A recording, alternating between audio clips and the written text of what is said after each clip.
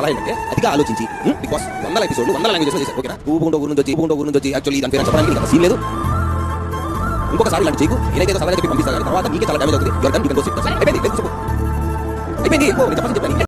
ఇక్కడ మీకు ఎవరికి అన్ఫేర్గా అనిపించిందంటే సో దమ్ము శ్రీజ చేతులు ఇప్పింది. ఎందుకంటే నాకు అన్ఫేర్గా అనిపించింది చెప్పింది. అవును, మాకు కూడా అన్ఫేర్ అనిపించింది. ఎందుకంటే మీరు ఫస్ట్ ఆ టాస్క్ చెప్పేటప్పుడు ఫస్ట్ ఏమన్నారంటే ఎంత అమౌంట్ చెప్పలేదు, జస్ట్ అమౌంట్ వస్తే చాలు. తర్వాత అమ్మాయికి వచ్చేసి కలికి ఎవరి దగ్గర ఎక్కువ అమౌంట్ ఉంటే వాళ్ళే ఇక్కడ టాస్క్ క్వాలిఫై అవుతారంటే ఆమె చెప్పింది. అది ఆమెకు అన్ఫేర్ అనిపించింది కాబట్టి ఆమె అన్ఫేర్ అని చెప్పింది. అంతా దానికి మీరు అంత వర్స్ట్గా బిహేవ్ చేయడం ఎవరికి నచ్చలేదు. అయినా అందరూ తెలుసు కదా, ఈ వీడియో మీరు చూసిరు కదా, మీకు తెలుస్తుంది ఎవరు వర్స్ట్గా బిహేవ్ చేసిరో, ఎవరు అన్ఫేరో, ఎవరు కరెక్టో మీరు ఒకసారి కామెంట్లో కామెంట్ చేసుకోరు. ఓకేనా?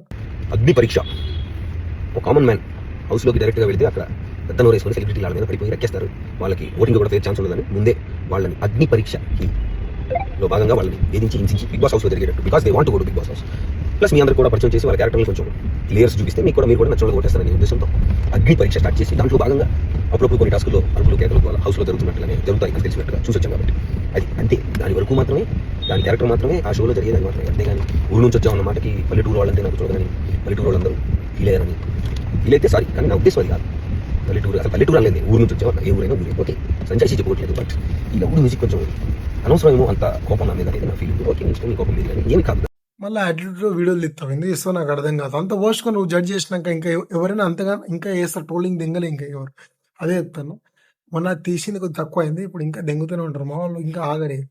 అందుకే చెప్తాను, కొద్దిగా జడ్జింగ్ ఇచ్చేటప్పుడు కొద్దిగా ఇంకా ముందు ఆలోచించి జడ్జింగ్ అది. అర్థమైందా? ఇంకా రాళ్ళు వస్తాయి. पिक्चर अभी बाकी है मेरे